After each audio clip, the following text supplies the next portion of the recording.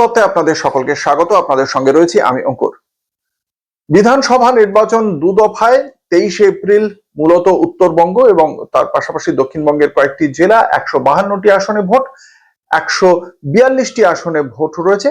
পরের দফায় 29 এপ্রিল। এই দ্বিতীয় দফায় যে ভোট, সেখানেই ভোট রয়েছে দক্ষিণ 24 পরগনা জেলায়। দক্ষিণ 24 পরগনা জেলায় যে আসন রয়েছে, সেই আসনে আমরা দেখেছিলাম 2021 বিধানসভা নির্বাচনে দাঁত ফোটাতে পারেনি ভারতীয় জনতা পার্টি। 2024 লোকসভা নির্বাচনেও কার্যত একই পরিস্থিতি।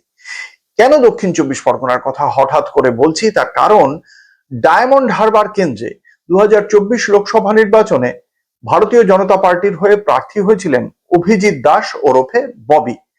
তিনি প্রতিদ্বন্দ্বিতা করেছিলেন তৃণমূল কংগ্রেসের পক্ষ থেকে, প্রার্থী ছিলেন অভিষেক বন্দ্যোপাধ্যায়। সেই নির্বাচনে অভিষেক বন্দ্যোপাধ্যায় বিপুল ভোটে জয়ী হয়েছিলেন, 7 লাখেরও বেশি ভোটে জয়ী হয়েছিলেন অভিষেক বন্দ্যোপাধ্যায়। এই যে 7 লাখেরও বেশি ভোটে জয়ী হয়েছিলেন অভিষেক বন্দ্যোপাধ্যায়, তার প্রেক্ষিতে অভিজিৎ দাস ববি বিজেপির প্রার্থী, তার অভিযোগ ছিল যে এই পুরো ভোটটা ছাপ্পা ভোট, রিগিং হয়েছে। এবং তার প্রেক্ষিতে হাইকোর্টে একটি মামলাও করেছিলেন অভিজিৎ দাস, এবং সেই মামলার কারণে 2025 অগস্ট মাসে হাইকোর্টে গিয়ে তার নিজের বক্তব্য জানাতে হয়েছিল তৃণমূল প্রার্থী অভিষেক বন্দ্যোপাধ্যায়কে। এবং তারপরে আমরা দেখেছিলাম 2025 অভিষেক বন্দ্যোপাধ্যায় বলেছিলেন যে 2024 7 লাখ ভোটে জিতেছেন, 2029 তিনি 8 লক্ষেরও বেশি মার্জিন নিয়ে যাবেন। ফলে সেটা কি পারবেন সেটা পরবর্তী বিষয়। কিন্তু 2025 আমরা আরেকটি ঘটনা দেখেছিলাম।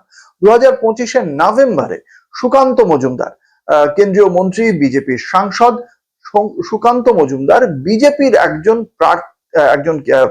কর্মীকে তিনি দেখতে ডায়মন্ড হারবার গিয়েছিলেন, এবং সেই সময় তার গাড়ি ঘিরে গো ব্যাক স্লোগান দিতে দেখা যায় বেশ কিছু বিক্ষোভকারীকে। সুকান্ত মজুমদারের বক্তব্য ছিল এই সমস্ত বিক্ষোভকারী আসলে তৃণমূল কংগ্রেসের দুষ্কৃতী।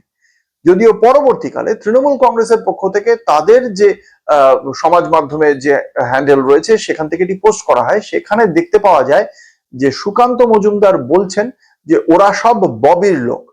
এই ভিডিওটি কে কেন্দ্র করে বিতর্ক চরমে ওঠে। সুকান্ত মজুমদার বলেন এই ভিডিওটি বানানো ভিডিও, এই ভিডিওর কোনো সত্যতা নেই। আমি জানি না যে ওই ভিডিও সত্যি না মিথ্যে, সেই ভিডিও আমি সামনে আনছি না, কিন্তু এই ঘটনাটা ঘটেছিল, আপনারা সার্চ করলেই দেখতে পাবেন। কিন্তু এই যে ওরা সব ববির লোক বক্তব্য, সেই ঘটনার পর থেকে কিন্তু অভিজিৎ দাস 2025 নভেম্বরের ঘটনা, এটা 2026 এপ্রিল, তারপর থেকে দক্ষিণ 24 পরগনার সংগঠনে বা দক্ষিণ 24 পরগনার নির্বাচনী প্রচারে অভিজিৎ দাসকে দেখতে পাওয়া যাচ্ছে না। এবং তার কথায় ভিত্তি করে কিন্তু এমন কিছু সিদ্ধান্ত বা তার সুপারিশে কোনো প্রার্থীকেও দেওয়া হয়নি। এবং এই অভিজিৎ দাস কিন্তু হঠাৎ করে তার নামটা সামনে এসেছিল, কিন্তু তিনি দীর্ঘদিন ধরে রাষ্ট্রীয় স্বয়ংসেবক সংঘ বা আরএসএস এর একজন তিনি কার্যকর্তা ছিলেন, এবং সেই কারণেই তাকে দক্ষিণ 24 পরগনায় ওই জায়গায় তাকে প্রার্থী করা হয়।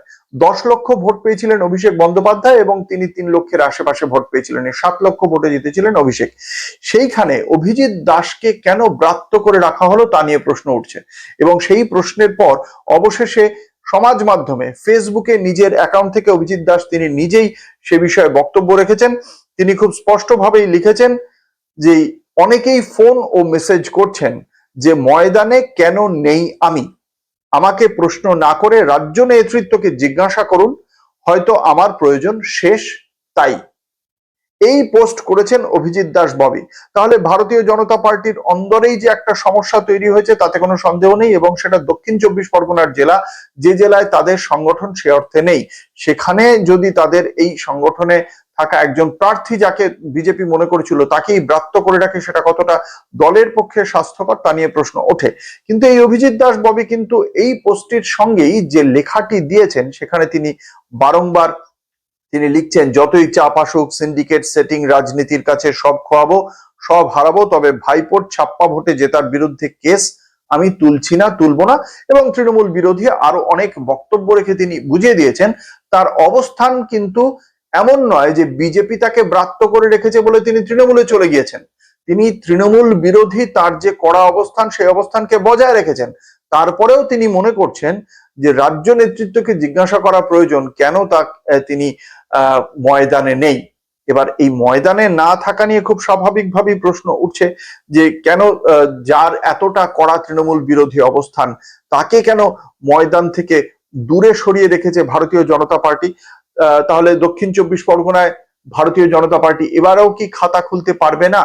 3 লাখ ভোট পেয়েছিলেন লোকসভায়, তাহলে সেই 3 লাখ ভোটেরও তো একটা ভ্যালু রয়েছে, সেই ভোটটাও কি তাহলে ভারতীয় জনতা পার্টি জোগাড় করতে পারবে না? এই প্রশ্ন উঠে যাচ্ছে এবং এই প্রশ্ন তুলছে ভারতীয় জনতা পার্টিরই দক্ষিণ 24 পরগনার জেলার নিচু তলার কর্মীরা, যাদের মধ্যে অনেকেই অভিজিৎ দাসের অনুগামী।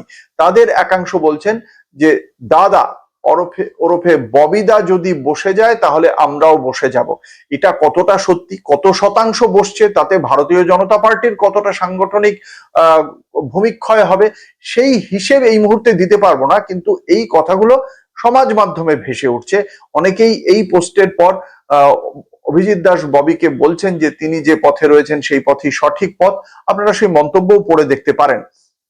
এবং যেটা দেখতে পাওয়া যাচ্ছে, এই দলের একনিষ্ঠ এই কার্যকর্তাকে ব্রাত্য করে রাখলে যে সমস্যাটা তৈরি হচ্ছে, তাতে সাংগঠনিক ভিত্তিতে একটা ধাক্কা খেতে পারে ভারতীয় জনতা পার্টি, এমনটাই মনে করছেন রাজনৈতিক মহলের একাংশ। কিন্তু এর পেছনে অন্য কোনো কারণ আছে কিনা, অভিজিৎ দাসকে ব্রাত্য করে রাখার পেছনে অন্য কোনো কারণ আছে কিনা তা নিয়েও প্রশ্ন উঠছে। 2024 লোকসভা নির্বাচনে অভিষেক বন্দ্যোপাধ্যায় এবং তার বিরুদ্ধে ছিলেন অভিজিৎ দাস ববি, এই দুজনের বাইরে বামেদের পক্ষ থেকে লড়াই করেছিলেন আরেকজন, প্রতীকুর রহমান। আজকে প্রতীকুর রহমান তৃণমূল কংগ্রেসে চলে গিয়েছেন, আর এই অভিজিৎ দাস ববি তিনি বা তাকে ভারতীয় জনতা পার্টি ব্রাত্য করে রেখেছে। এই জায়গায় তৃণমূল কংগ্রেসের ফলে এই 31টি আসনে এগিয়ে যাওয়াটা খুব স্বাভাবিক বলেই মনে করছে রাজনৈতিক মহলের একাংশ। দেখা যাক শেষ পর্যন্ত কি হয়। আজ এ পর্যন্তই। আপনারা আমার প্রতিবেদন ভালো লাগলে লাইক করুন, সাবস্ক্রাইব করুন, কমেন্ট করুন, শেয়ার করুন। এখন এ পর্যন্তই। দেখতে থাকুন তথ্য তত্ত্ব। নমস্কার।